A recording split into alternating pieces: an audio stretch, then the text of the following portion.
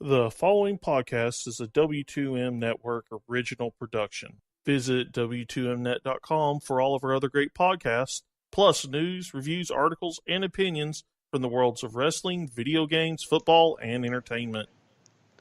Hello and welcome to a Soccer to the Max after MLS Decision Day. We now know who are in the playoffs, and not too long we'll be making our predictions as to who might be the champion at the end. This is really bad because I should have probably listened to our preview show so we'd know what we picked at the beginning of the year. I know my champion is still here. Toronto, FC Dallas, and if you look bad, they did not. They deserved what they got today. So that's all I'm going to say as a Dallas fan. I know people are, you live and die with your team, but sometimes you just got to be real and say that even though you have that opportunity, it doesn't always mean it's deserved. So, yes, we have that to talk about. The U.S. women had 2 games since the last time we had a show. We'll talk about those just kind of in general as a thought as they defeated South Korea by a total of 9-1 between 2 games. I think that's a pretty solid beating there. And yes, we have the sad stuff with the Columbus Crew, the U.S. Soccer presidency getting more candidates, and U.S. Under-17 team going out to England in the quarterfinals. We'll talk about how they did and everything else. But, Erik, how are you, sir? Let's see.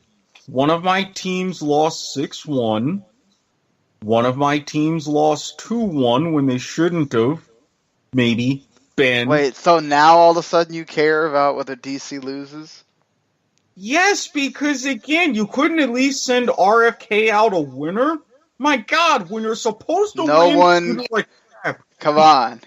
It's RFK. No, I'm joking. There was a lot of remembering RFK during the week and everything. It was nice to see. It's not like RFK is going to get demolished tomorrow or whatever. That thing is going to stand, and it could stand even longer if they build that NFL stadium that's part of the plans that might happen. So wait, yes, one of the plans for RFK is to build an NFL stadium for the Redskins there. Yes! Oh dear God, yes! Oh, there's good news. Now see, why couldn't I get this before Manchester United lost to Huddersfield for the first time since �52? That would have made that so much easier to swallow. Now, come on.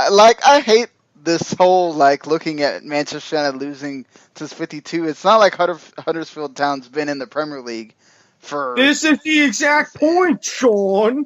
I know, but it would be a bigger deal if they played Huddersfield Town every single year since then and beat them, and then finally Huddersfield Town wins. I mean, come on. Yes, but again, we've been a top-flight team just about ever since. They haven't. Now, all of a sudden, they're in the Premier League. They think they're all big and bad and do this and pull off a 2-1 win? No! That should have been a white glove pimp slap a la challenging someone to a duel. Sorry, I do not accept this. Well, Rachael's boy, Danny Williams, was big in that match, so, we got to give Bruce Arena a big old middle finger right there. Him and Fabian Johnson, who scored for Borussia Mönchengladbach, even though they lost 5-1, but it's fine. Well, we all can't be winners on this one. But, Rachael, how are you? I'm great, except for the fact that Gladbach lost 5-1. But it's fine. It's fine. Well, welcome to my world, Rachael.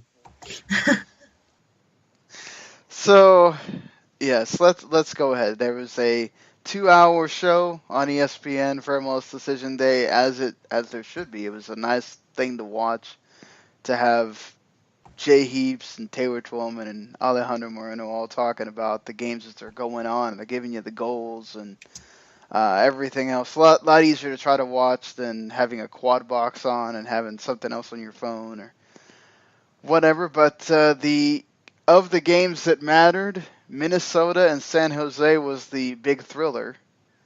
Minnesota, man, they came to play, and it took San Jose in like the 93rd minute getting a goal off a Chris Wondolowski pass to see the Earthquakes get back into the playoffs after having two different times where they were out of the playoffs because Dallas beat the Galaxy 5-1 because, the Galaxy they're pretty much just waiting for next season, as Siggy Smith already pretty much said.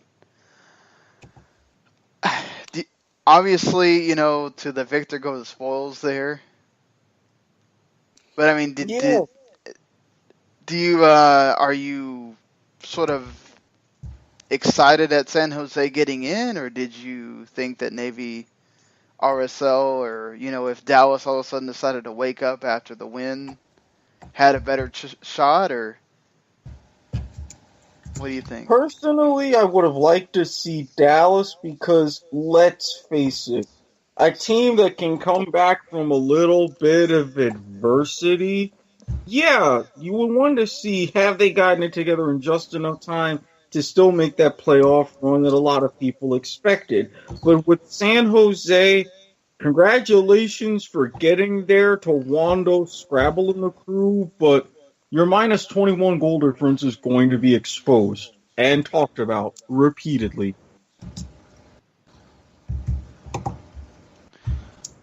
I mean, Rachel, did you have I know you were a fan of another team in the West, so it probably didn't matter to you, but did you sort of have a preference of who got in that last spot?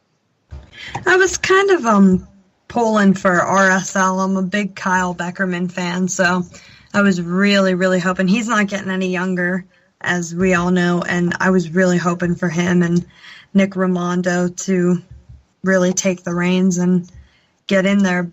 But, I think especially in the second half, they had a good season. I think they have a good thing to build off of for next year. But congrats, San Jose. But don't relish it too much because there's work to do and there's stiff competition ahead.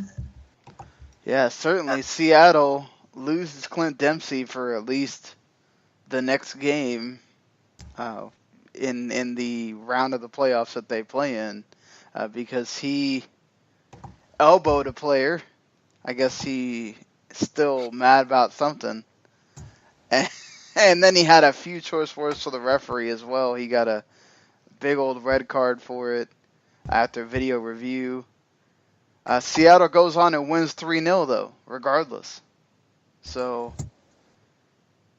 do you think this means... Pretty sad that Colorado couldn't do anything there.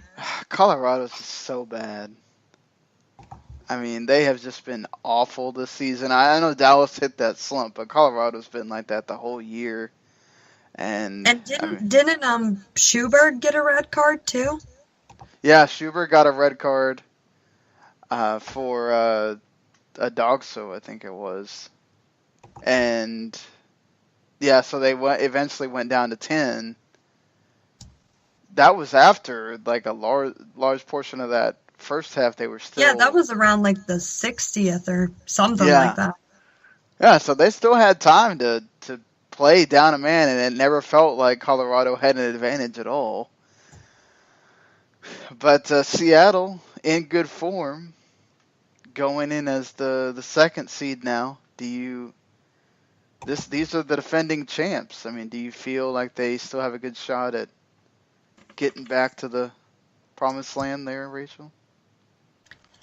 I think there's a good shot to get there. I think they have a big test when it comes to Portland and Vancouver, but I think if they get there, Toronto's tough to beat, and I know we'll get there when we talk about the Eastern Conference, but right now I don't see any team in the West being able to defeat Toronto should Toronto make it to the final. Yeah, that's kind of where I'm at too. I feel like Toronto didn't just break records for no reason. They have been the best team in MLS all season. They've proven it. and they certainly deserve to have the record 69 points, most points ever in an MLS season, which they had a tough time of it against Atlanta. That was a fun game to watch too. But yeah, Portland winds up getting the 1 seed by drawing with Vancouver 2-2. This puts Vancouver in the slot of having to play a team they just played a week ago in San Jose. So it may not be very easy for Vancouver going against that, but yeah, it's just we've seen how many times though the number 1 seed means absolutely nothing when it comes to these playoffs. They could easily go out. What do you think, Erik? Do you feel like Portland? I mean, certainly Valeri and that team when they've been together, they've been really good. But do you feel like they could make it to the final? I mean, honestly, and I'm sitting here staring at my bracket right now. I love what Portland has with their quartet, but there are way too many Cascadia teams in that Western Conference stacked up top for my liking, so I don't know. I think Portland, I have them making a little bit of a run, but not too deep of a run. Yeah, I worry about, the overthinking it, and then just on the day, would a Seattle be able to topple them again when that time comes? When it matters at the most. And I think we also got to worry about the Houston Dynamo. They've been absolute, for the lack of a better word, dynamite when it comes to this playoff run that they've been on, where they've just every game's been do or die for the Dynamo. They've been just answering the call, and they go and beat. Obviously, it didn't really mean much for the Fire, but Houston, especially at home, they have proven that you don't want to play them. This is true, but given that key matchup, yes, they've been on this essentially long playoff run already, but I only have to say 3 words. Familiarity breeds contempt. You can say that, but I feel like Sporting Kansas City has kind of just been really up and down this year.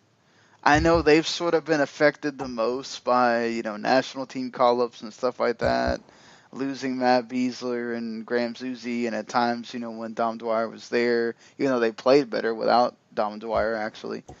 But it's just, it seems like, and especially when they're away from home, which they're going to be in this one-game matchup,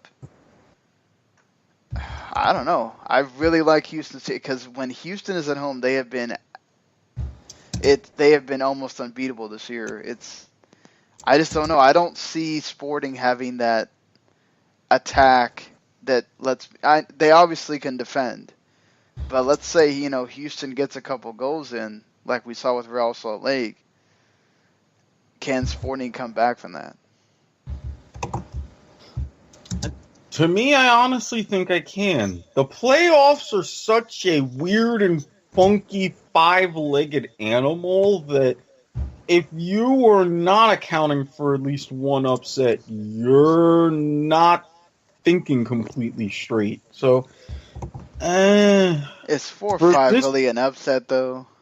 Well, not for this one, but I mean for in general, because when I go over mine, and I know everybody else will later on in the podcast, but yeah, people are going to think I'm crazy again.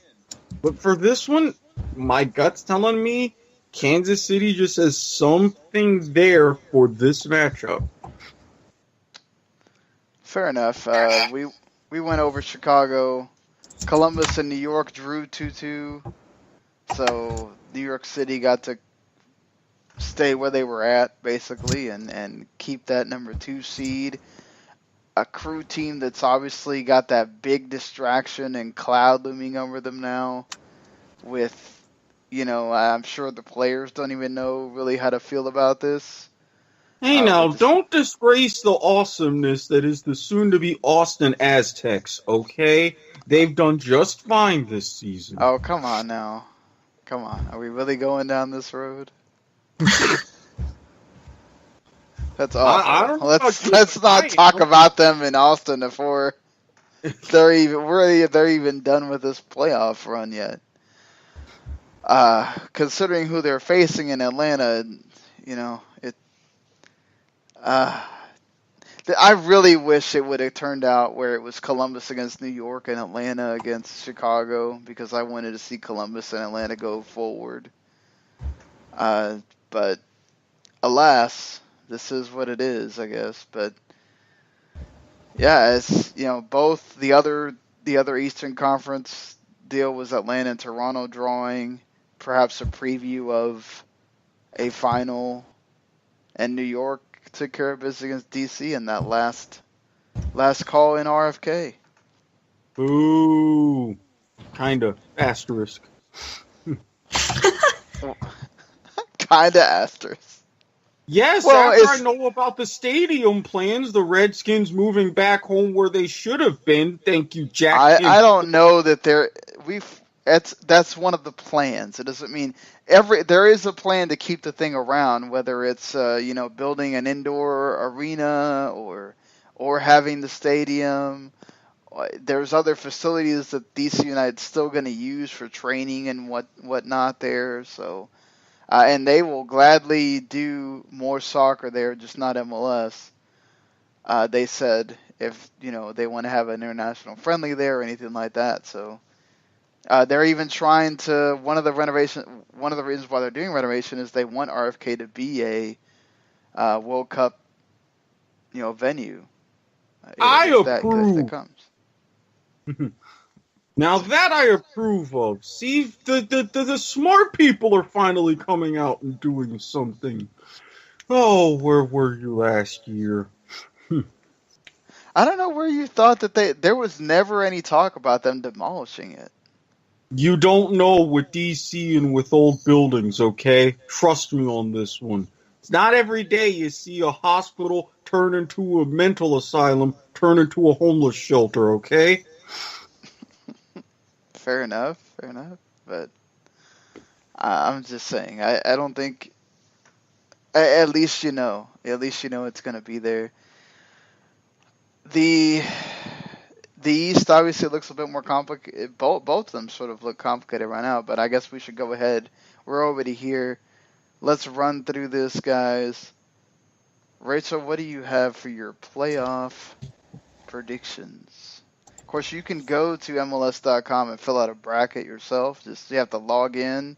They have a little bracket thing that you can do, and then you just pick winners all the way up to the final.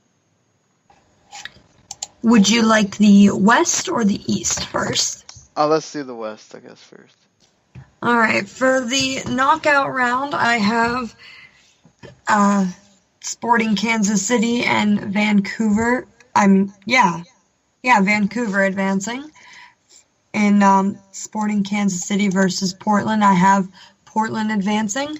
In Vancouver and Seattle, I have Seattle advancing. With Portland and Seattle, I have the Sounders advancing. And do you want me to just jump into Eastern, or do you want to go next? Go ahead. Okay, I have Chicago defeating the New York Red Bulls. I have the Columbus Crew beating the Atlanta United. I have Toronto easily sweeping by Columbus and New York going by Chicago. I have Toronto going against New York, and then I have Toronto winning the whole thing against Seattle. Well, I have the opposite here in the West. I have San Jose getting the upset on Vancouver. I have Houston beating Sporting Kansas City. I do like that they make it to where the top seeds get that extra day off on both conferences, so I think that's a smart play by MLS. Of course, the 3-6 games are both on Wednesday, 8:30 and 10:30, And then Thursday it's 9:30 and 10:30, so there'll be an overlap there for some weird reason. No, I'm And at 7 and 9:30 for the Thursday games. the one that I have underneath the bracket, I Mm-hmm. have 9:30 and 10:30. I don't know. Well, that's because you got the Wednesday games at 8:30 and 10:30, your 3-6s, and your 4-5s on Thursday, 7 and 9:30.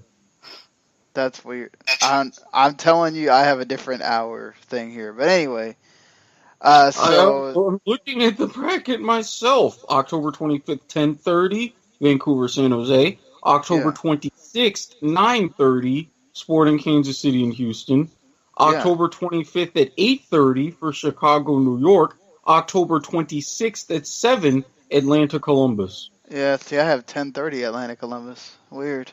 Anyway, so I have Houston beating Sporting Kansas City. I got Portland and Seattle winning over the two legs there, and then I have Seattle getting to the final. I have Chicago beating Red Bulls. I have Atlanta beating Columbus. I have Toronto beating Atlanta and NYC beating Chicago, and then Toronto gets to the final and Toronto wins, equaling their just winning the double. What do you Now, got, Erik? see, I said everybody was going to think I'm nuts. Here's why.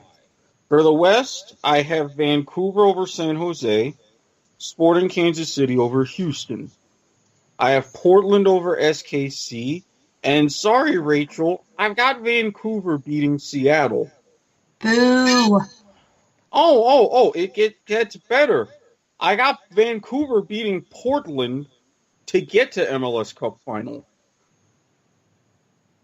You think that's interesting? In the East, I've got Chicago beating the Red Bulls. I've got Atlanta beating Columbus. I've got Toronto and Chicago advancing to the Eastern Conference final. I don't think Sorry, that's too crazy, but it gets crazier. Remember when I said about upsets? I got Chicago taking out Toronto, and I honestly have Chicago beating Vancouver to win MLS Cup. wow, you're not going to see that one in a lot of picks, I'll tell you that. So, you heard it here. If you have that one crazy one happen, you got to give props to Erik at the end. Hey, Because Sports Illustrated called the Tampa Bay Rays being one of the hottest teams in baseball in 2010. They were a couple years earlier. And one of their writers in 2014 said they would win the World Series this year. Is it really that nuts? well, now it'll be between the Dodgers and Astros to win the World Series, so we shall see. But yeah, it's the end of the MLS season, the regular season anyway, the playoffs now, starting Wednesday, Thursday, and then moving on from there. It's perhaps an exciting time, you'd think. I know I'm going to be excited to watch just to see what team makes it, but is there a team you're sort of... I kind of want to see this atmosphere with Atlanta after they've now broken the single game attendance record multiple times with the game against Toronto, 71,824 fans. And they also raised their season average to 48,200 fans, which is ridiculous. Given how the Falcons are doing, that place is definitely going to go nuts. Oh, yeah. I mean, they have... Seattle's close at 43, but geez, yeah, Atlanta set the new standard. Just so it helps us when we get into stuff later, Don Garber is exactly correct when saying that Columbus Crew is third, only behind FC Dallas having the worst, and I keep saying this because of them being in Frisco and not being in the more rural area, being in downtown or being in a more area where you have a bigger Latino population that might actually go. Anywhere within the Metroplex, basically. Yeah, they're not going to drive up to Frisco to watch a game, okay? Frisco is much more suburban. That's where the Cowboys have all their star stuff. I mean, I think what helps them is that MLS decided, or whoever it is, US Soccer decided to have the National Soccer Hall of Fame there, which is really weird for me, considering that Dallas has like the least, and this is not just this year. This is over many years that since they've had that stadium, they have some of the worst attendance of the entire league. But yeah, Colorado right after them, and then Columbus Crew 15,439 is the third worst of the entire league. After that, it's Philadelphia at 16,000, and then you get into a bunch of 17,000s with Houston, Chicago, and DC. So, yeah, it's crazy the different levels you have with these stadiums, depending on where you're at and everything. But all right, we've done our playoff predictions. You can hold us to them. As they'll have their first and second legs of the second round pretty quickly after these, and then they'll take their little break for the international break, which we found out that the men will play Cristiano Ronaldo in Portugal on November 14th. So bring on the kids. That's going to be potentially humiliating. Yeah, you know it. But play those kids, right? Hopefully, lots of them. Or, well, we still got to find out who the interim manager is. They're supposed to decide that. They were supposed to decide that this weekend, but they apparently have not. Well, I mean, at least Cristiano Ronaldo's got some family drama going on. Maybe we can use that to help distract him. Wait, well, he's got family drama going on? Yeah, this is what happens when you got, 3 kids, 1 on the way, and potentially getting more? Oh, you little tax shelters, you. Wow. Did not know that. Well, Ronaldo, there's a thing called a condom. Actually, no. There's a thing called, hey, you should have stopped at 1. Why do you have to have a surrogate and get a baby mama on top of that? Some people just don't make the best decisions, right? Yeah, obviously. But, yeah, I mean, certainly, they are expecting it to be Top Ramos. That's what MLS.com is reporting right now. And that's from yesterday. But that we'll see. It could possibly be somebody else, but I'd imagine that it will be Ramos. It could also be Dave Sarakin, apparently. So it's between those two. It's only the interim manager, so. Yeah, I get it, but keep it at interim. That's all I'm saying. Are you excited by this at all? Just to see the Weston McKennies and some players that we haven't really gotten to see much, or? I better be, but I think all of this is just a little bit of a wild card to me. There's a lot of things that still have to sink in with the men's national team, so I'm just, like I initially did with the University of Miami, I'm just going to sit back, wait and see, and shut my mouth completely before saying anything. What do you think, Rachel? Do you think that they trot out the veterans one more time and just wait till the January camp, or do they actually does Tab call the kids in and give them one run? I think you do a mixture. I mean, that's what the national team program should be, because if you throw all veterans out there, It's not going to go the way you want it. If you throw all young kids out there, not going to go the way you want it. So I think you need a nice, good mixture. Yeah, I do think we'll probably have a mix of guys. I'd imagine Clint Dempsey will probably go just to, depending on where where Seattle is in the whole mix here, but I think certainly he'll probably go just to see if he can get his goal that he needs to break the record. I still stand that he might just get the record and then retire afterwards, but we'll see.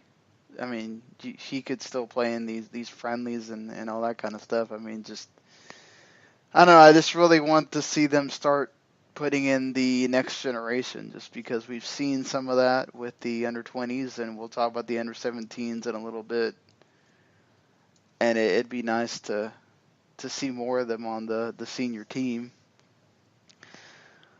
But let's move along. Let's move along from the men to the women. They had 2 friendlies on Thursday and earlier today, as we're recording this right before the brink of it becoming Monday.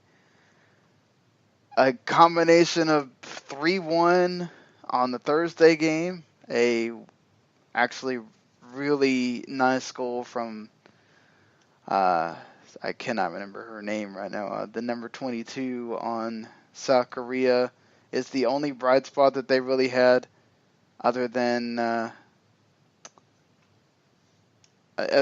one player that plays for Chelsea that I can't remember her name, the number 10. And yeah, I mean, it was mostly U.S. dominance throughout the whole thing. I mean, you had Alex Morgan score a goal in the first game. You had Sam Mewis score 2 goals.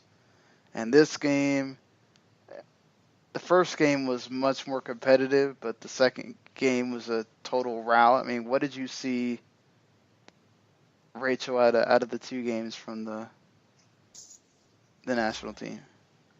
Well, I saw that Lynn Williams needs to be used more. I saw that Christian Press and Alex Morgan should start together because that's where they're successful at.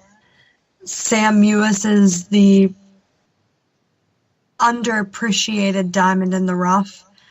I think McCall Zerboni deserves further call-ups. I think she played great today.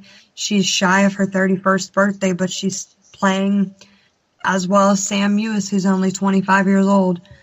I don't really care for Sofia Huerta being on defense. I'd rather see her in the midfield. But Jill Ellis has been struggling with what she wants to do with that right back slot. She's been putting in Kelly O'Hara. She's been putting in Sofia Huerta. And ultimately, she's just been ignoring Ali Krieger and Megan Klingenberg. She's also been ignoring Emily Sonnet as well. I think the United States needs to figure out who their goalkeeper is going to be. Alyssa Naher started in the 3-1 victory. Ashlyn Harris started in today's 6-0 victory. I still think it's Naher's job to lose. Jane Campbell got in there for 45 minutes today.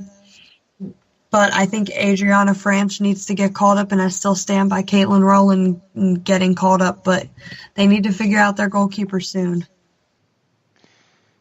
I just need to see them actually play better teams first before I mean, it's like, it was so hard to, how do you judge the goalkeepers when they get little action at all?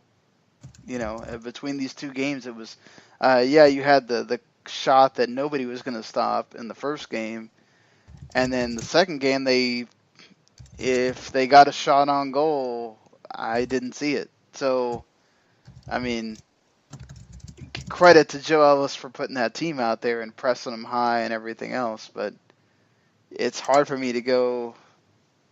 The times we have seen Nair make some fumbles here and there or whatever, but I agree with you. You need to pick one, but right now they sort of also need to give them playing time to figure out who your best keeper is too. So that's sort of difficult on her end, but at least she's proven that this 4-3-3 is working for them. in all these games. We've seen them play well and play attacking. Erik, I know you saw one game but not the second one. Right, and I wanted to discuss a little bit about the tactics, and I'm glad that they fixed it going into that second friendly, because for the first one, even though, yes, it was a very solid 4-3-3, it was a lot of telegraphing as far as how the U.S. played. I think they overworked really the left or the right flank a little bit too much.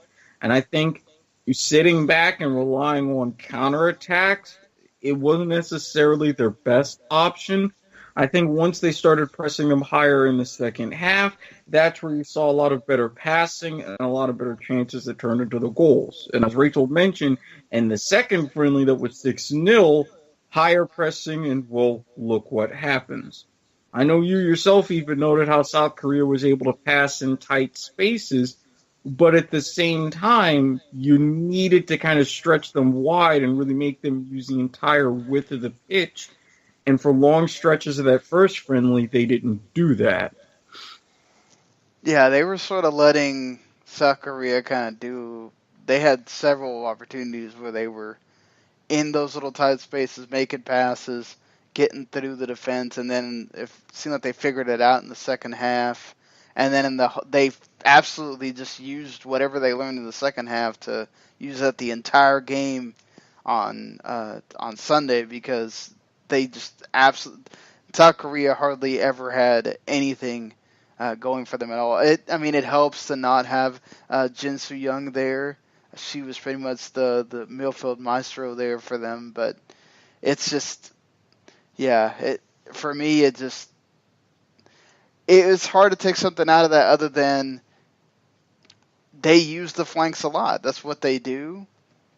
And I don't think that's bad necessarily, because a lot of what they did, and especially in the Sunday game, was, okay, here's a corner. The ball gets hit back to Sam Mewis, goal.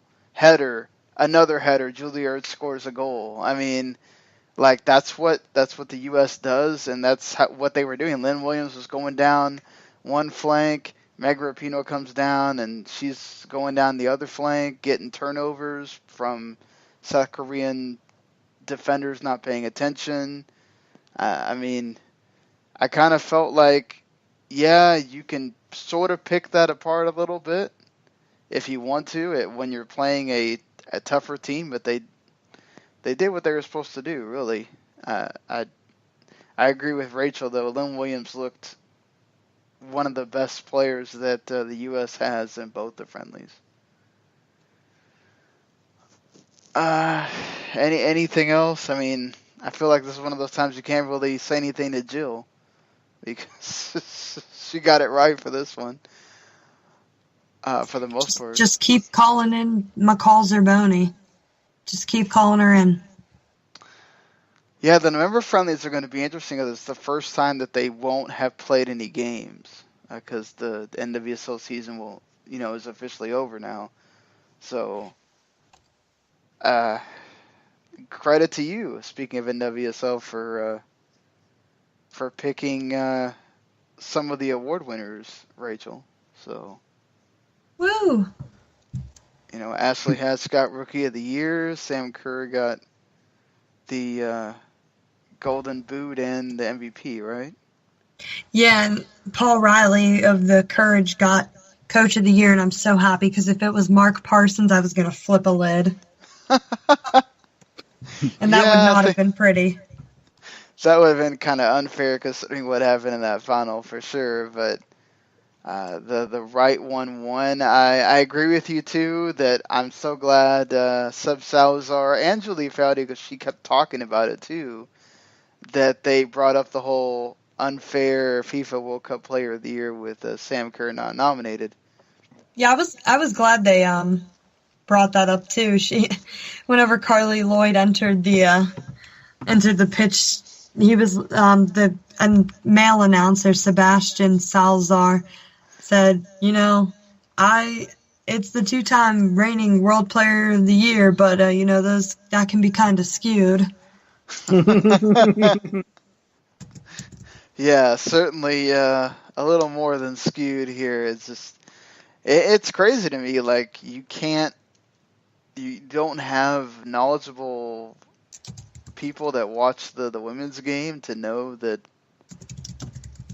stuff's going on if it didn't happen at the World Cup or the Euros or the Olympics or whatever. That bothers me.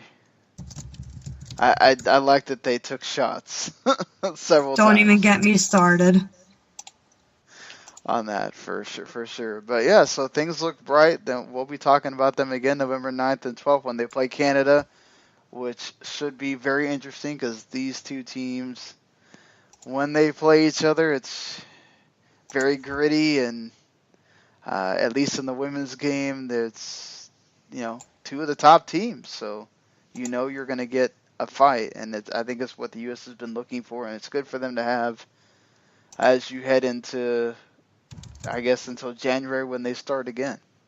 So I think the next thing I guess we got to talk about, since we're already talking about U.S. soccer, is the under-17s.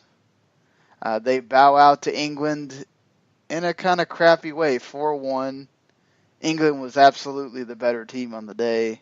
I mean, That wasn't bowing out. That was crashing out with a thud. Yeah, I mean, to be fair, it's not like the U.S. just gave up, like the senior men did.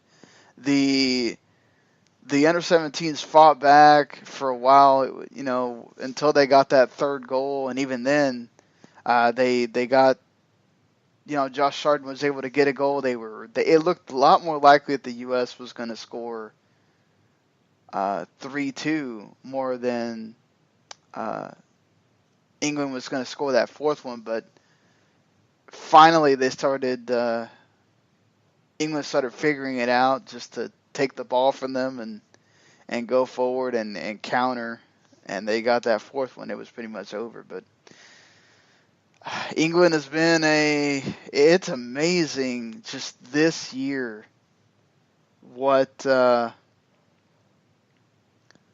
their youth teams have been able to do. It's insane. Like I don't know what their stretch has been for in the past, but under 21s, under 20s, under 19s, and now the under 17s, just incredible. Hey, the stars have aligned for the English Lion Cubs. I mean, I hope they're enjoying this, and I'd be excited to see in years to come what this would mean for the senior team, especially now that the Nations League is going to be kicking off. Of course, not for this edition, but for editions to come. England might be an even bigger force to be reckoned with over the next 6-8 years. Yeah, our champion is still in it. Brazil beat Germany today, and I think Mali won. If I'm not, hold on, before I say the wrong thing here, because I don't want to. Yeah, Mali beat Ghana, and Spain beat Iran as well. So it's Mali and Spain and Brazil, England on Wednesday morning. And then whoever wins those gets to the final that's on Saturday morning. Huh. So I think maybe between us, we probably had two of those Final Four teams. yeah, I think we had France beating Spain, or I don't know if we did or not. I can't remember right now. I know we had Brazil both getting to the final and winning. So Brazil has to hold up their end of the bargain, I guess, here. But yeah, it's been a fun tournament for the most part. Some surprises, certainly Iran, Iraq, Mexico just absolutely backing in and losing in the quarterfinal, just looking awful. The Paraguay.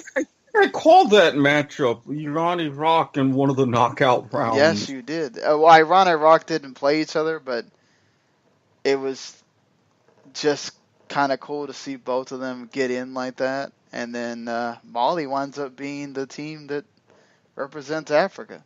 So beating the Black Starlets and everything else. They beat their own to get to where they are. So you have 2 from Europe, Brazil, as you'd expect, and Mali representing Africa is who's going to win the under-17s. But for the U.S., I think you could say it's positive for the most part, right? Paraguay won their group, and then you absolutely go and thrash them 5-0.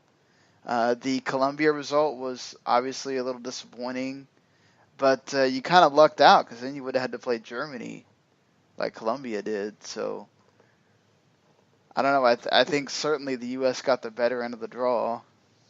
Yeah, in this case, again, just like the U20s, advancing out of the group, getting a very dominant round of 16 win, and going out in the quarters, there's really nothing to be ashamed of in that case. I mean, this is arguably one of the best runs that we've had for our youth tournaments in the same year in quite some time. Yeah, England and the U.S. were the only ones to get to the under-17 and under 20 quarterfinals. So that's a plus right there.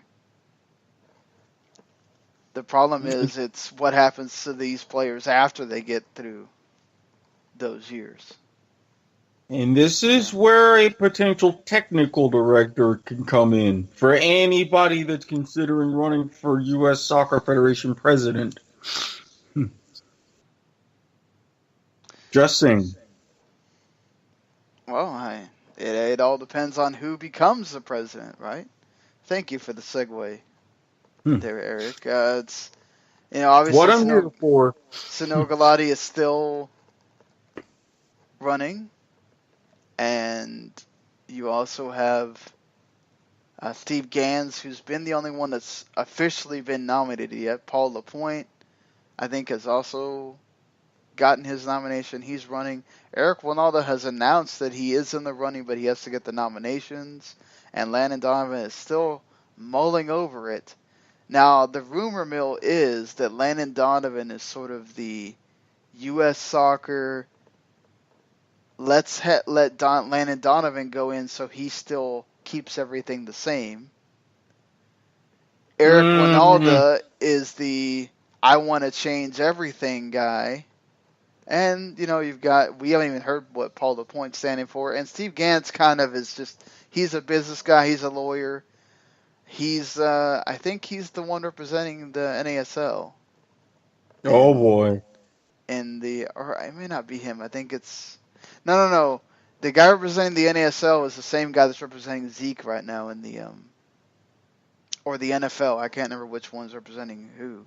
I think he's representing the NFL. He's also representing the NASL in that lawsuit. But we'll get to more of that in a second. But so we've kind of heard Erik Winalda and he's really the only one because Steve Gans said a lot of general stuff. So I really didn't get a lot of what he's trying to do here. So the only one that we really know is either you're going to get the same with Sino Gadali. Landon Donovan hasn't spoken, so I don't want to speak for him, but hearing podcasts and hearing people that apparently are in Donovan's circle, that's apparently the rumor mill, that he's the U.S. soccer pick to let's keep stuff the same. And then you also have Erik Winalda, who has said he is in favor of promotion relegation. And he says he obviously knows that it's not going to work right now the way it is, but that's something that needs to be talked about. And his big one that he's running on is changing the schedule, changing the calendar to the FIFA calendar. His reasoning is that you cannot be playing the playoffs during this time period where you're ending things in late November, early December, running against basically all the leagues at once. He says if you run the other way, at least you can run the playoffs during a break in some of the leagues, which is true. There's obviously concerns there, but where do you kind of lie on this, guys? Do you feel like, obviously there are more important things but these are the two that he's sort of pinpointed right now. I mean, do you kind of who are you going with it? Do you feel like Wijnaldum's the guy, or are you sort of let's go with somebody else that maybe isn't going to do too much? I personally really wanted Julie Foudy to run. I thought she would have been perfect for the job. But, you can't always get what you want. And I honestly think Erik Wijnaldum is the guy for the job. I think he's the guy that can get things done. Because if you really want Landon Donovan in with, keep U.S. soccer the way it is, well then, guess what? We might not make another World Cup. Because clearly something needs to change. Well, yeah, clearly. I mean, we'll probably make it once you get into the 48, because that just seems like ridiculous at that point, that if CONCACAF's getting 6 spots, that we're not getting in. But, who knows if that rumor of CONMEBOL and CONCACAF merging, and let's say just all 12 spots are up for grabs for everybody, then perhaps it is a question at that point. But Erik, you and I kind of got into a debate in the Twitter chat over this, so I guess we can sort of have the same debate here. Not that I want to replicate anything, but it's. I think that statement is important. Of the calendar should change, not only because you're trying to move things around for the playoffs, right? But also because this puts you on the same footing as the international transfer period, where you're all getting players at the same time. If you want to sell one of your players, this is when those European clubs are looking for players. So you might be able to get something out of that instead of, oh, you're on a different, transfer window, so they may not go after them as much, or you can't go try to see if you can get somebody because it's a different deal. I think that it also helps when you're bringing in, say, a Zlatan or something like that, right? That, okay, you're bringing him in, and you're going to be playing in a little bit. Not, oh, I'm bringing him in, and then we're not playing till we're in the middle of the season already. Right. So. And to kind of start with Rachael and Erik Wijnaldum's candidacy, you can't always get what you want. But if you try sometimes, you might find you get what you need. Oh. Now with this case, wonderful Rolling Stones reference there. Hey, I mean, Rachael set me up perfectly for that one, and I just went with it. You're welcome. But for this one, and you didn't necessarily present that argument before, but when you have it that way, I am inclined to agree that changing the calendar for this sense of the international transfer window would be optimal for MLS. Now, for the sake of having it based on, as Erik Wijnaldum said, playing against the European teams, looking at the European model, blah, blah, blah, that's not going to 100% work for us in MLS. And I've said this before, and I will say it again now. If we're going to change the calendar, we need to adopt more of the South American model. We have great youth teams. We have a great youth system. Get a good technical director in place that's going to recognize that and utilize that. Now, for the shift in MLS, if you are going to change to this calendar, work whatever you can with the TV deal. You are going to have the benefit of the peak of your season going into the playoffs in what I call the doldrums, where it's pretty much you're dealing with only baseball. Great. Because fans aren't going to come out. You do have the basketball playoffs. Well, by the time you have the basketball playoffs, you could be getting closer to MLS Cup final, because with the basketball playoffs, yes, there is a very significant level of interest, but the biggest interest of that is going into the NBA finals, especially with the last couple of years. And then, as much as it pains me, very few people are interested en masse when it comes to the Stanley Cup playoffs. I would be gladly be tuning into that more often, but that's a debate for another show. Now, what you're really going to be into, and this is what MLS is going to have to think about, now instead of October, November, December going to be the end of your season, now it's going to be in the middle of your season.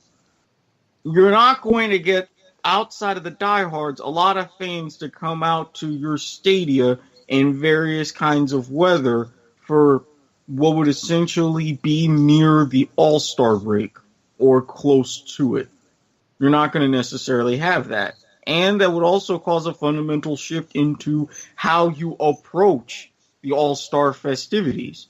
It's going to be a lot harder when you're in mid-season, other teams are in mid-season, to get the quality opponents like you want, since they've gone to playing the European club as their format. So these are very significant changes. That's why I'm at least temporarily against changing the calendar. But if Ronaldo wants to do the same thing like he wants to do for the NWSL with the women's team, tearing up the deal, getting a new one, better structure, and equal pay for the men, if he's willing to sit down with Don and some of these networks and things and tear up a few contracts to be sure that everybody wins, okay, then you can work to how you change the calendar and how you would implement Pro-Rel to make up for any losses, at least those first couple of years. I think for me, he brings up a good point when Alden's saying that we start the season during bad weather. The middle of the season is during bad weather in the summer months when it's equally just as hot and you have to take water breaks. And then you end during bad weather in November, December.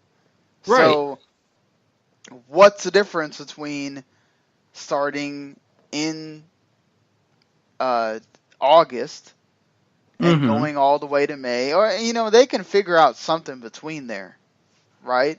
They can decide to, and they're probably they might have to do this where some teams might play more middle of the week games because of whenever the NFL season starts. Some of these teams obviously have the NFL crisscross where, the Atlanta Uniteds and Seattles and all that have the NFL stadiums that they play in.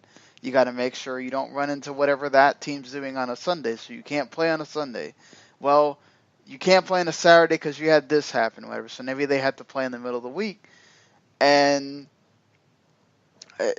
they got to figure that out. Obviously, there's logistics that have to be figured out. But I don't think this is such as bad as everybody kind of makes it seem. They can have a way to figure this out. Either they compact it and take a break during a certain period.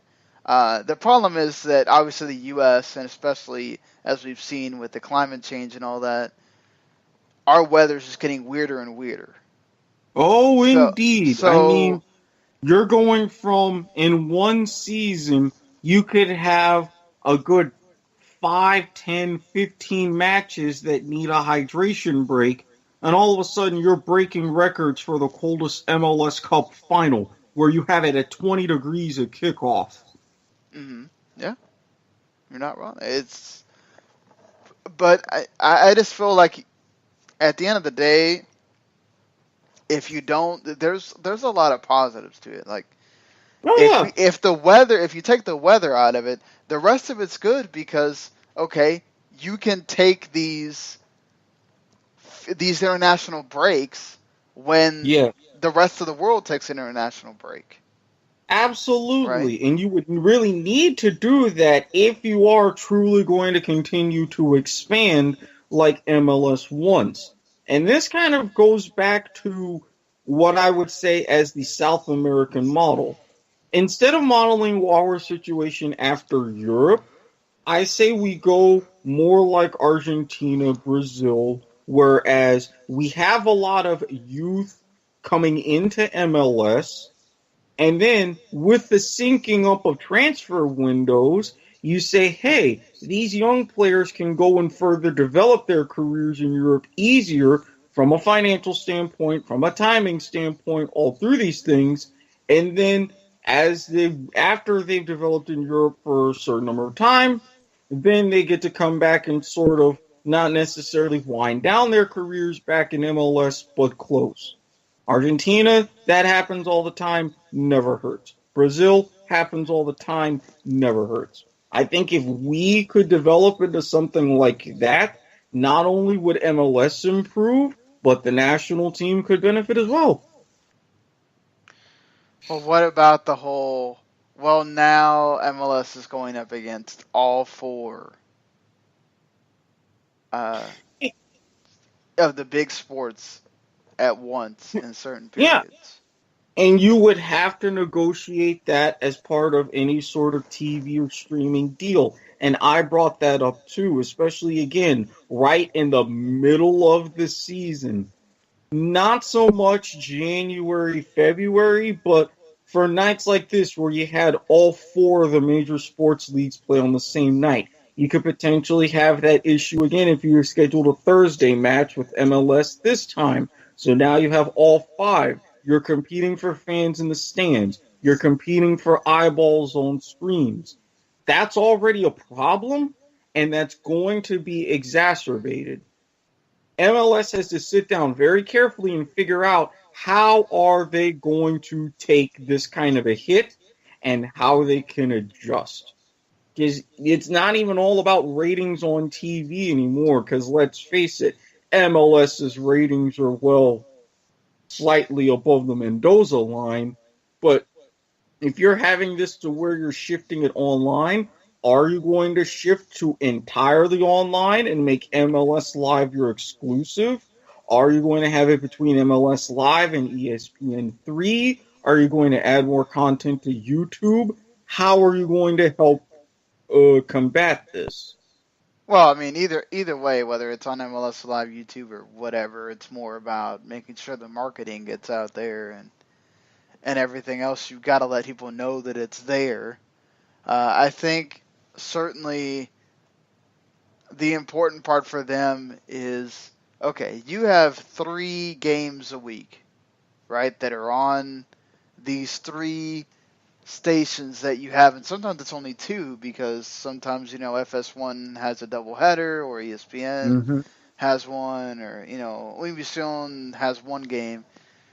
And so then you decide, okay, are we going to start having our stellar games be in the midweek where we have a lot more, Wednesday games or something like that to make it to where everything's not built up on Saturday where you're going against, college football and everything else. But I think it doesn't matter when.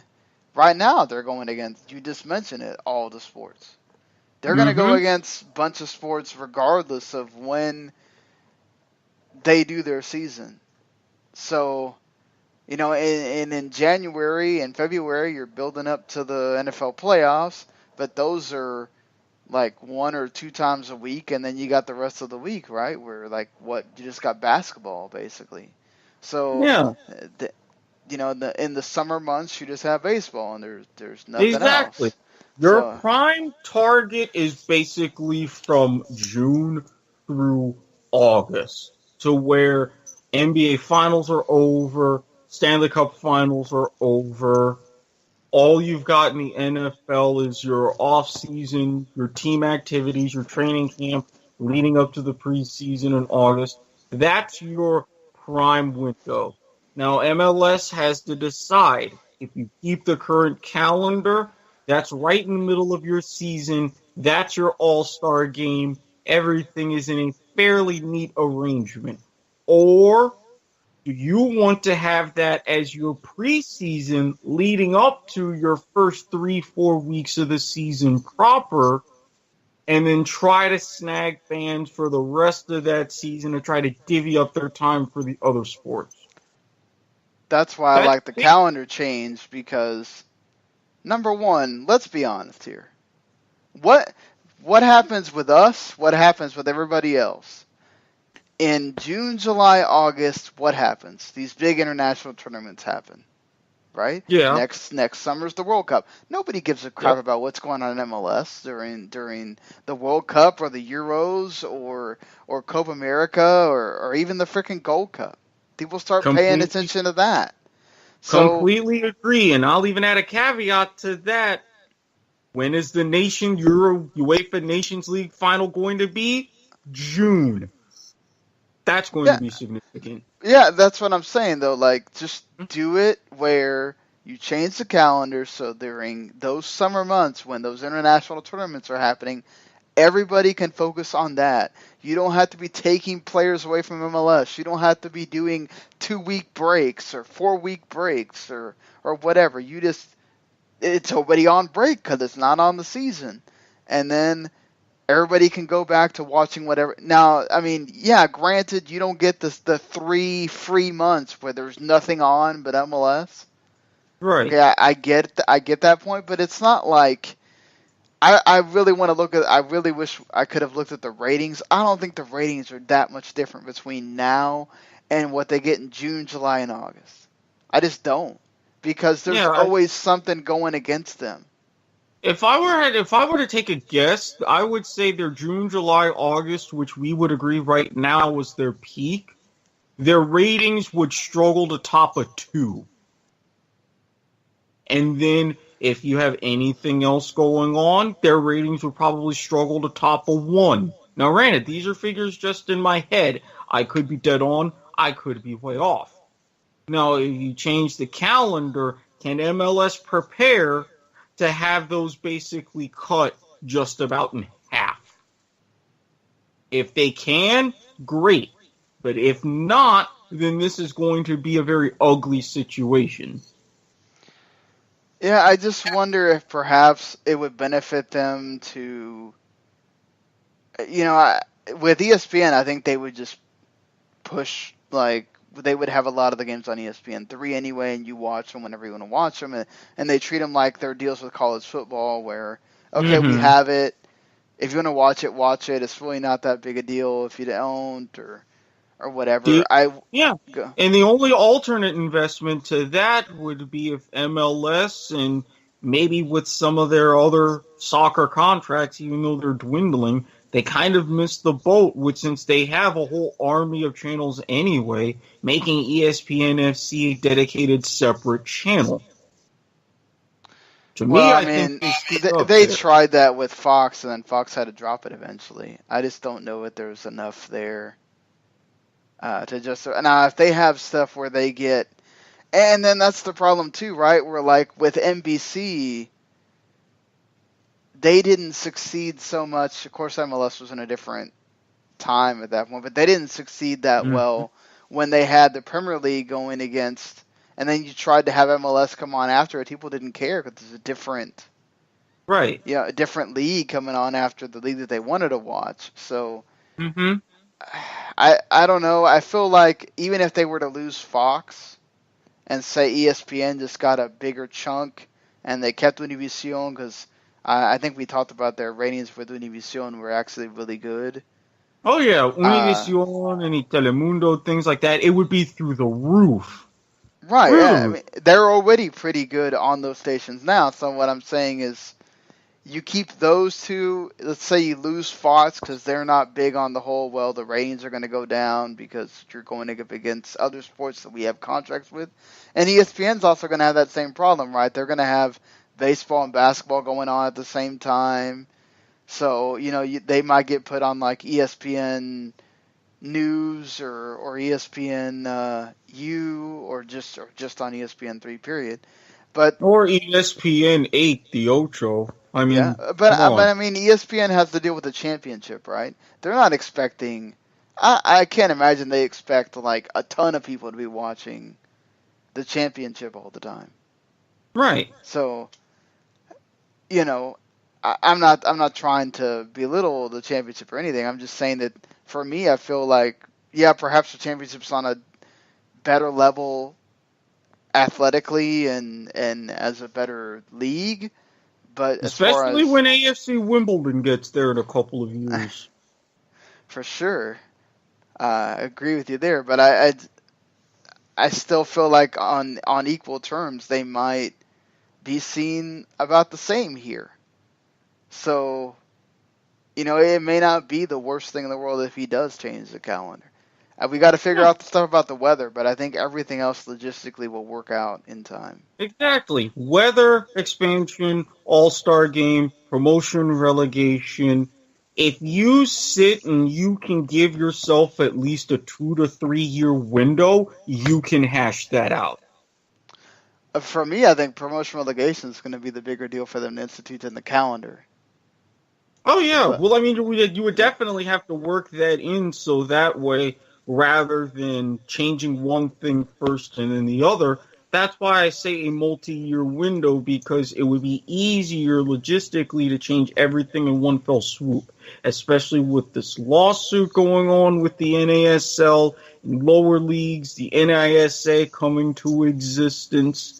A lot can be hammered out if everybody's at the table immediately. so I just wanted to throw these two out there where we talk about the thing with the crew here. Uh, Sam Allardyce throwing his name into the ring to be the U.S. coach. Why? I Uh, still don't get that.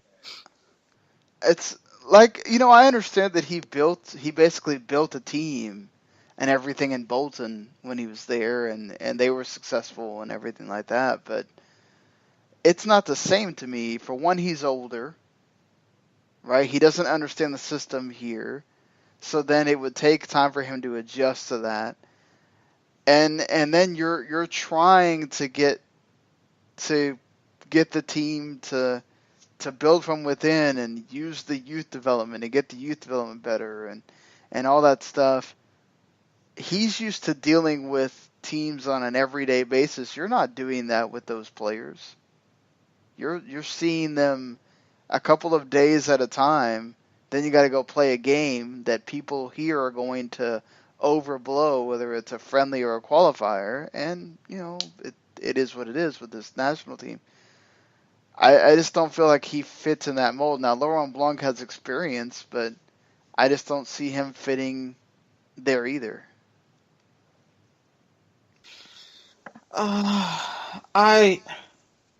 I mean, the whole purpose of this, I get that you're trying to have something new, but I mean, being a Premier League fan, watching and paying attention for quite a long time, Allardyce has even been a bit of a retread over there.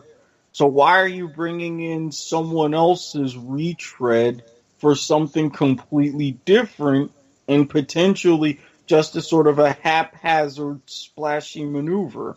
That's what the U.S. needs to get away from. Any thoughts on this, Rachel, of either one of these guys coming in as foreign managers and saying, all right, this is your new coach? I don't mind a foreign manager. I don't, but I just really want Taylor Twellman to coach the team. That's who I want. Man, that would be cool. I'm surprised he hasn't. He probably does not want to leave his job that he has right now. It's a pretty nice one, but yeah, it would be interesting to see him certainly do that. I'm surprised Eric Winalda has not thrown his hat in the ring for that either. But I can certainly He's see got why he'd bigger want. fish to fry. Oh no, certainly, because he probably doesn't want to have to deal with the politics and all that stuff that he would have to deal with underneath, and that's why, because at Fox everybody knows what his deal is, right? So they hardly ever have him talk for that reason. So he probably doesn't want to. He would come off as another Klinsman, basically, I think, and people would just get mad at him. So, I don't know. I just feel like if it's, and Tata Martino, Atlanta United's already come out and said he is under contract. He is Atlanta United. He is not going anywhere. So I think that's kind of out of it, but I think we're going to have to just deal with it as much as many people may not want.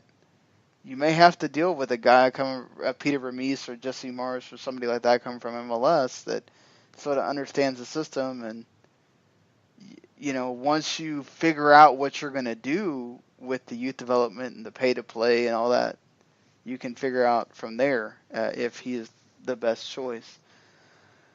But the situation, I think, in Columbus has sort of even become a bigger deal this week.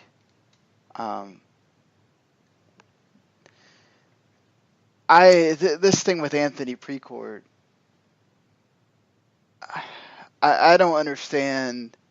I get this is a total American thing to do, right? Hold the team hostage, try to get the city to basically give me what I want or we're moving, right? But it feels like he just had this planned all along instead of, okay, I did what I could. You guys don't care. Oh, the attendance is bad. Yeah, the attendance is bad. Oh, I don't like the location. It's not downtown. Get me a downtown stadium and I'll stay. Or if you don't, we're moving. But then you find out that in the contract, it says that he can move to Austin without having to keep the team there for the 10 years that he signed for when he bought the team from the Hunts. Isn't that kind of weird that you would give him a city that he can, an out clause in the contract?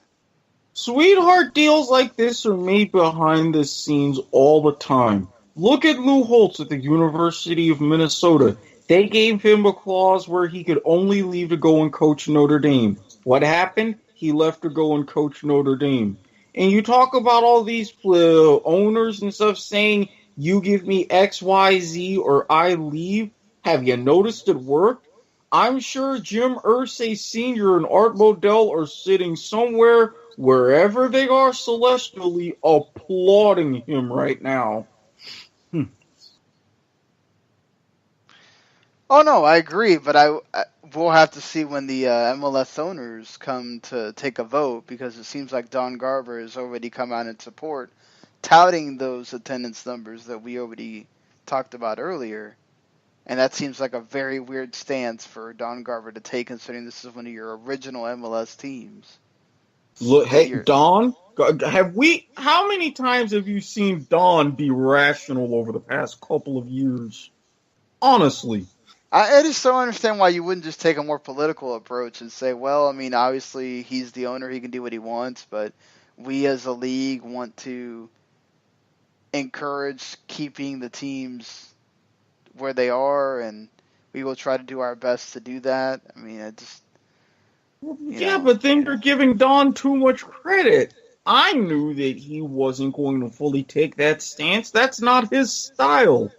He's saying, hey, this is what I want to see happen. This is what I want to do. And hey, everybody in the league, come along for the ride. Bully for all of us. I just feel like this is so wrong, the Columbus fans. Okay, would you rather have them know about it now, or all of a sudden you're getting reports with a bunch of moving trucks at 2 a.m. driving down the highway? I know, but it doesn't feel like he's being genuine, right? Okay, the Chargers, they had a vote, and the vote just didn't go through, and they moved them. Okay? The Raiders, that's more of like what's happening right now, right? They're just moving the team, and they're not really caring about whether or not, the Oakland fans are happy about it. But it's just like, to me, it just feels like he's not, that whole crap about the Columbus, oh, give me a stadium and I'll stay. No, he won't. He doesn't live in Columbus. He lives in California. The mayor of freaking Columbus met with him, and he didn't seem like he really cared at all to talk to them. I mean, that's the freaking mayor of the city coming to talk to you about trying to keep the team there because they know people care about it, and the fans are strong. Obviously, they just don't come out in huge numbers. 15,000 is still nothing to totally scoff at or whatever. It's not like you're getting, 8,000 or whatever at a Yeah, but it's stadium, but 15,000. That's the same attendance as a Blue Jackets game. that's fair. But I'm saying that I get that he wants the pretty new stadium, right? I get that he's saying it's no longer tenable because our stadium is like almost 20 years old at this point, or whatever, right? But it's just the way he's going about it just doesn't seem at all like he. Go The ahead. way he's going about it is the same way, not quite to the letter, but almost to the T, that Art Modell did with the Browns in the mid-90s. Yeah, and Art Modell is a piece of crap. So, what I mean, Hey, case in point, I'm not defending the guy. I'm saying you're the one saying he's not being genuine, he's not being this, he's not being that. I don't expect that from owners anymore. I expect them to have that little extra slime and sleaze underneath their nails. He's just being out in front of everybody's face about it. I know, but to like go on Twitter and be like, "I'm sorry for what I put you through," like, holy crap, seriously? Because he's got to listen to the people that told him to do that. You can't go full douche. You never go full douche. He's not doing that. No, that's even more douchey.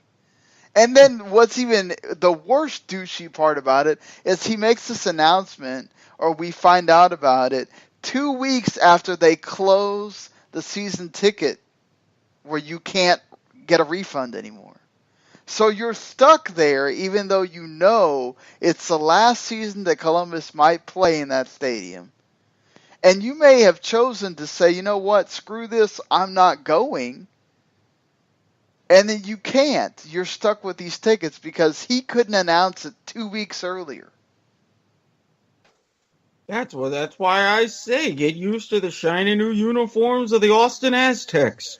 I think they actually have some other name trademarked, but if they do, they're really screwing up. That's all I'm saying. Austin hasn't proven to be a viable soccer city. They've closed how many teams now? I get it that San Antonio might help. The people that are doing the San Antonio bid for MLS sort of might come in and try to make it a double city thing. And this also screws up their bid too. Because now MLS is not going to take a San Antonio team if they're getting an Austin team. So, you know, if you're San Antonio, you're kind of pissed right now. Well, yeah, and I get that, especially for everything that they did with the NASL team, you know, buying the park, moving to USL and all this and that. Yeah, all of those efforts could eventually be for naught, so I hope maybe something happens to where they'll get at least some sort of piece of the pie, but I don't know. I just think that I sense all of this shiftiness, and it's not going to work out the way a lot of people want. I've seen this happen way too many times in my life. Oh, I agree with you. I think it's difficult to sit here and not think that this is just gonna. I mean, it seems like this is pretty much a done deal. Like, it doesn't matter what Columbus does. He got offered. He paid $68 million for the team. He got an offer for $75 to sell the team. He didn't take it. I don't know that if he got a $100 million offer, he'd take it. No, 100 he would probably take. No, I don't think he would. I think it would have to be, you'd have to pay what you pay for an MLS expansion fee for him to do it. Because remember, he's also on the MLS expansion committee. Yeah, and no one in seven hells is going to pay that much for that franchise. Columbus. No, they're not. But I'm just saying that's probably what he's sitting there thinking. Yeah, and if he's thinking that, then he's downright stupid. Right, but then there's also the case of, are you really going to get a stadium in downtown? This is downtown Austin. You know how crowded downtown Austin is? Oh, it's incredible. Not to I mean, mention that's a college town that cares about football. exactly. You've got Darrell K. Royal Stadium, Hook 'em Horns, even though you really should have beaten Oklahoma State. Let's just get that out there. But that's for another show. But with all this, and you're also, I think part of that city is separated by a river? Yes. Yeah, so I mean, you're going into a little bit of a logistical nightmare. So you're going to have to go outside of the city center to really get any sort of prime land. So in that, I'm really siding with you. That's why I thought it really wouldn't make sense to get the kind of place that you want. And God knows, you're not going to share Darrell K. Royal with the Longhorns. That's just a flat out no. Yeah, you're not going to. And a lot of our country's already built to where they make it hard for soccer to exist Mm-hmm. next to football as it is. You're going to bring a Yeah. pro team to try to do that. That's just really hard. I get Columbus already has Ohio State, but the Crew have been indentured there. They have their fan base. Yeah, you can make fun of the 15,000 that come, but that uh, that supporters group that's there, they were Mm-hmm. pretty much one of the first ones before you had Atlanta and Toronto and Seattle and all that. They were one of the first ones that made you stand up and take notice about the soccer culture in MLS and all that. And they're still there.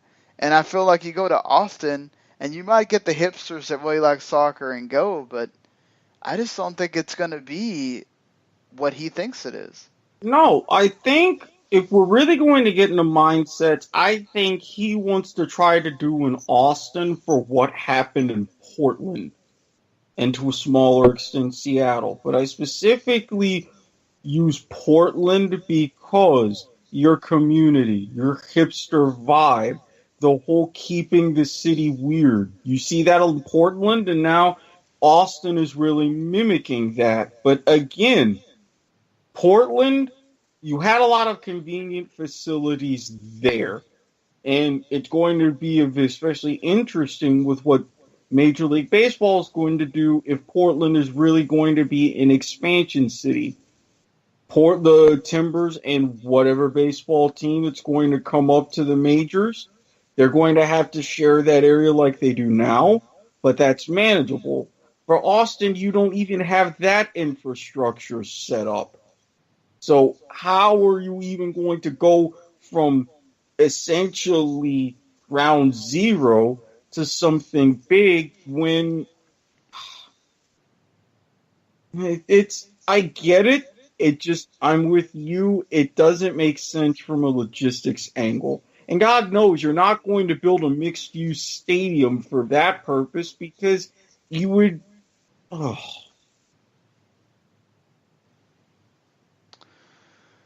Yeah, I mean, like you can find there are places they're looking at that are in sort of near the downtown area, but it's just you've got a lot of like political things going on in Austin. Remember, this is the capital of the state of Texas, so you've got the Austin City Council that's got other things to worry about.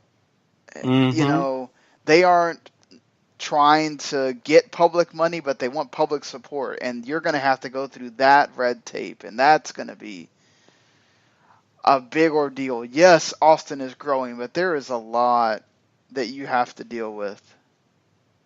And if this may not be something that you can get done by 2019 either. No, when that is a way too quick of a time frame. You don't want to introduce something major and new in a city that counteracts politically with the state. And that's exactly what Austin is. How the city thinks politically and how the state of Texas thinks politically are borderline diametric opposites. That's Right. going to be a problem. Yeah, I mean, I'm sure that there will be more on this as the week goes by. The whole week that went by previously was about this, pretty much from like Tuesday on. So, I'm sure that there will be a bigger focus on MLS now thanks to the playoffs starting. And I'm sure that now that Erik Wynald has officially brought in his candidacy and everything else, there'll be talk about that. But this Columbus Crew thing, hashtag save the crew, please go do that. I do love the fact that Don Garber was giving a congratulations to the under-17 team, and all his replies were about save the crew. But, yeah, go ahead. Hashtag save the crew. And again, if they manage to organize a match and hashtag exclamation, hashtag save the crew, I think those could work in one tweet. I'm just saying, Columbus. I'm just saying. Well, yeah, the playoffs are pretty much upon us on Wednesday. They start. We'll have our show on Wednesday. We'll see about. We haven't talked about what we're going to do for that, but we'll see how that goes. We'll for sure here be talking about the playoffs. Keep you abreast of the Columbus situation and everything else that's going around in the soccer world here in America. But until then, we will see you later, everybody.